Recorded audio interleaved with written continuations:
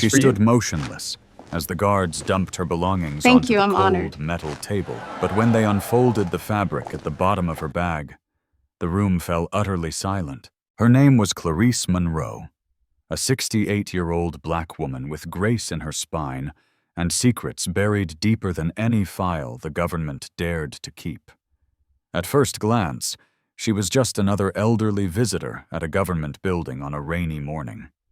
The guards, young, smug, and bored, saw only age and silence, not strength and history. When her outdated ID drew suspicion, they scoffed at her quiet request for a private screening and demanded she open her worn duffel bag in front of everyone.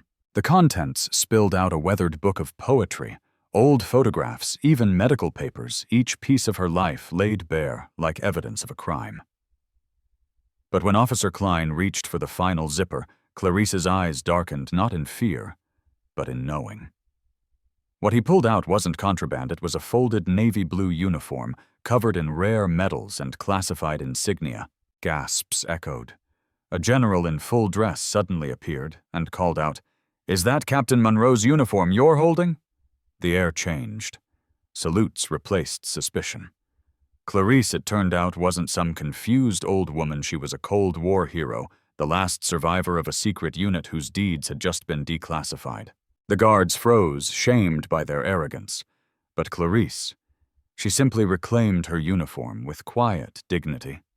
Because real power doesn't shout, it remembers, it endures, and when needed, it stands. Clarice Monroe stood tall, the dark blue uniform now folded carefully in her arms, its silver trim catching the fluorescent light like moonlight on steel. Around her, the once jeering crowd was silent. Phones lowered, eyes wide, their expressions shifting from mockery to awe. What had started as humiliation had unraveled into something far more profound, a reckoning. Officer Klein's hands trembled slightly as he stepped back, his voice barely audible. We didn't know." Clarice tilted her head, her eyes steady. "You didn't ask." Just then, General Marcus Crane stepped fully into view, his chest bearing the weight of decades of service and medals that told their own stories. He moved with a crisp authority that commanded the entire atrium's attention. But when he reached Clarice, his tone softened. "Captain Monroe," he said, saluting her with military precision. "It's been too long." Clarice returned the salute flawlessly, a lifetime of discipline embedded in every movement. 41 years, she replied, most of them in silence. The general turned to the stunned officers. This woman, he began, voice carrying through the now hushed hall, led covert recovery missions during the height of the Cold War. She was part of Operation Wintervale file, so classified it only became public record last month. And today, she's here not as a visitor, but to finally receive the recognition her government owed her decades ago. Murmurs rippled through the crowd.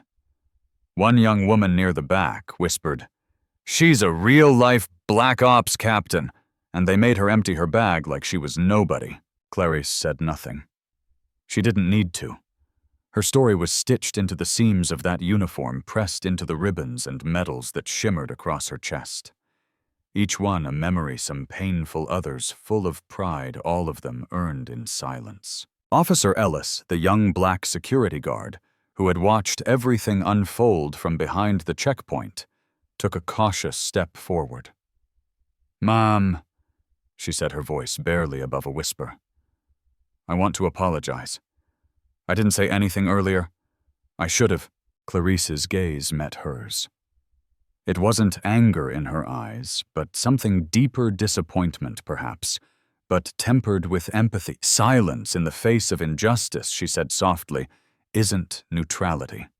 It's consent. But you still have time to choose better." The words hit like thunder, not because they were loud, but because they were true. General Crane gestured for Clarice to follow him. "Captain Monroe, it's time." As she walked toward the elevator, the crowd instinctively parted to make way. Phones were lifted again, but this time not to mock, but to record history. Every step she took echoed louder than any speech. Every breath she drew a reminder of resilience that refused to fade. And as the elevator doors closed behind her, Clarice didn't look back. Because people like her never needed the world to validate their worth.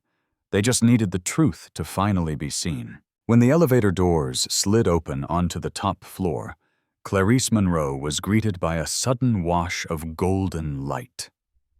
The rain had stopped, and sunlight now poured through the towering windows of the grand ceremonial hall. Polished marble floors gleamed beneath rows of dignitaries' military brass and family members of long-forgotten heroes. The silence that met her arrival wasn't one of ignorance, but reverence. General Marcus Crane escorted her down the center aisle, his stride steady beside hers. Whispers followed them like shadows. "That's her, the woman from the checkpoint. She's the last survivor of Wintervale. She saved 37 hostages in '82, didn't she?" But Clarice kept her gaze forward, the folded uniform in her arms pressed gently against her chest. At the front of the room, 5 chairs were set apart, reserved for the surviving members of the once classified Special Operations Group Delta. Clarice was the first to arrive. Slowly, others followed, an elderly man with a cane, a silver-haired woman in a marine blazer, and 2 more veterans, each carrying the weight of years and secrets. Their reunion was quiet, but full of unspoken understanding, like the reunion of ghosts who'd never expected to be seen again. Then, without fanfare, the President of the United States entered the hall. A hush fell over the room. The President approached the podium and began to speak. For decades, there were missions this country could not acknowledge, names we could not speak, sacrifices made in silence. Today, that changes. One by one, the members of Delta Unit were called forward. When Clarice Monroe's name rang out through the chamber, a ripple ran through the audience. She rose back straight, her uniform now worn with pride. As she walked toward the stage, the applause built not polite, but thunderous. Even those who had doubted, who had dismissed her only hours ago, now stood to honor what they nearly failed to recognize. The President pinned the Distinguished Service Cross onto her jacket just above the heart. Captain Monroe's actions during Operation Wintervale not only saved lives, but helped prevent an international conflict at the height of Cold War tensions. Her command linguistic skill and calm under fire represent the highest ideals of American service. Clarice saluted sharply, then turned to face the crowd. Her lips did not tremble. But her eyes, those deep, dark, knowing eyes, carried the memories of every fallen comrade, every silent mission, and every room she'd walked into where she was underestimated. After the ceremony, the reception began in the adjoining room. Dignitaries lined up to shake her hand. Reporters angled for statements. But Clarice remained quiet, sipping water, watching from a corner. Recognition, after all, was never the goal. It was survival duty honor. Then came Officer Ellis again. No longer in uniform, but in a modest dress, her eyes earnest. "Captain Monroe," she said softly, "I've been thinking about what you told me, about silence, about dignity. May I walk with you? I have questions." Clarice studied her, then gave a slow nod. "Come," she said. "But I won't tell you what happened in the missions. I'll tell you something harder, the truth about service." And so the 2 women, one forged in war and shadows, the other just beginning to understand the burden of duty, walked out of the marble palace together, side by side. Behind them, the building gleamed in the afternoon sun. But ahead of them, down the quiet street, lay something more important than medals or applause. The continuation of legacy passed not through file folders or ceremonies, but heart to heart. Clarice had finally been seen, but more importantly, she had been heard. And now someone else was listening. The wind was gentler now, as Clarice and Officer Adira Ellis stepped onto the sidewalk, the hum of traffic a soft backdrop to their footsteps. Clarice held her duffel bag in one hand, the Distinguished Service Cross tucked safely inside. The weight of the medal wasn't heavy, but the memory it carried was. They walked in silence at first, the kind that doesn't feel awkward, but necessary. Finally, Adira spoke. "Captain Monroe, may I ask you something personal?" Clarice glanced at her expression, unreadable. "You may ask. I'll decide how to answer." Adira smiled nervously. "How did you do it? Not the missions, I know those are classified, but the life. The being invisible for so long. Being dismissed, talked over, doubted. How did you keep showing up?" Clarice stopped walking and looked up at the sky. "Because purpose doesn't need applause," she said. "It only needs conviction." She turned to face the young officer. "I was invisible, yes, and they underestimated me, but I never forgot who I was. I didn't serve for them to notice, I served because it was right. The oath I took didn't end when the uniform came off." Adira nodded slowly, her gaze heavy with admiration. "I want to believe I'm strong enough to do that too, but some days this job feels more like authority than service." Clarice's voice softened. "That's because too many confuse the badge with power. But real power, it's restraint. It's protecting others when no one is watching. It's standing alone if you must and doing it anyway." They reached a small bench near the edge of a park. Clarice sat down, her posture still straight, her presence still commanding even in rest. Adira joined her, pulling out a notebook. "I don't want to forget this," she said. "You. Everything I saw today." Clarice gave a faint smile. "You won't? This will live in you now, whether you write it down or not." For a moment, they simply sat. Birds fluttered overhead, and children played in the distance, unaware that two women separated by generations were passing something between them that couldn't be taught in manuals or trained on ranges. "Will you ever tell the full story of Operation Wintervale?" Adira asked quietly. Clarice shook her head. "No. Some stories belong only to those who lived them. Not because they're too dangerous, because they're too sacred. I don't need the world to understand what we did. I just need someone like you to carry the reason why." The younger woman swallowed hard, blinking back emotion. "Then I will." As the sun began to lower behind the buildings, casting long shadows over the street, Clarice stood. "Come," she said. "Let's walk. The world has changed, but the work hasn't. It just needs new hands." And with that, the two women moved forward, one with footsteps shaped by decades of silent service, the other learning to walk her own path in the same spirit. Behind them, the stories of sacrifice and courage quietly echoed in the wind, no longer forgotten. Not every hero needs a monument. Some just need someone to listen and someone to remember. The next morning, Clarice Monroe stood at her small kitchen window, a cup of black coffee in hand, watching the light break through the clouds. The city buzzed faintly in the distance, but herein, her quiet corner of the world, everything felt still. The ceremony was over. The cameras were gone. The applause had faded. And that was exactly how she liked it. Her uniform, now freshly pressed and returned to its garment bag, hung beside the framed, Distinguished Service Cross. But Clarice didn't look at the medal often. She didn't need to. For her recognition was never the destination. It was merely a rest stop along a road paved with integrity and grit.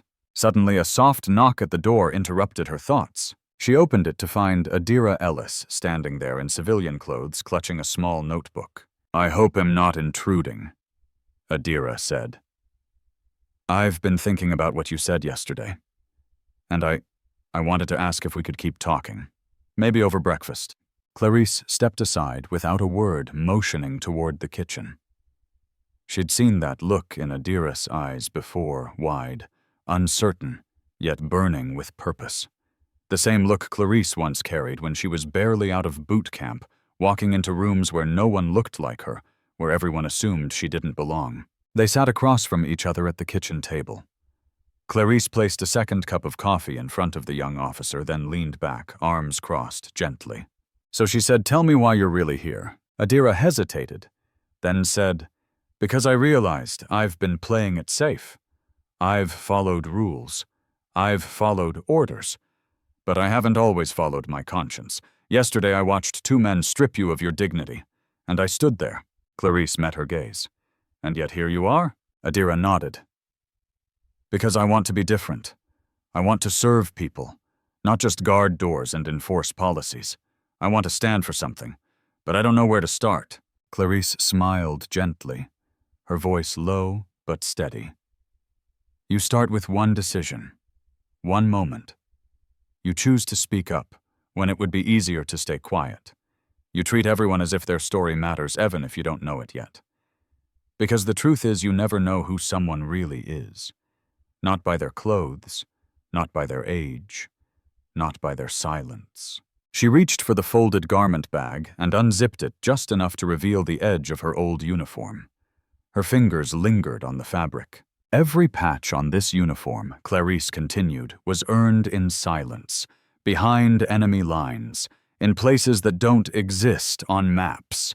But the hardest mission I ever faced wasn't out there in the field, it was walking into a room and being ignored, again and again, until one day I chose not to walk out quietly anymore." Adira swallowed. "So you think I can change the system from inside?" Clarice chuckled, soft and dry. "I don't think you'll change the whole thing. Not overnight. But you can change your corner of it. And if you do it with dignity, with persistence, others will follow.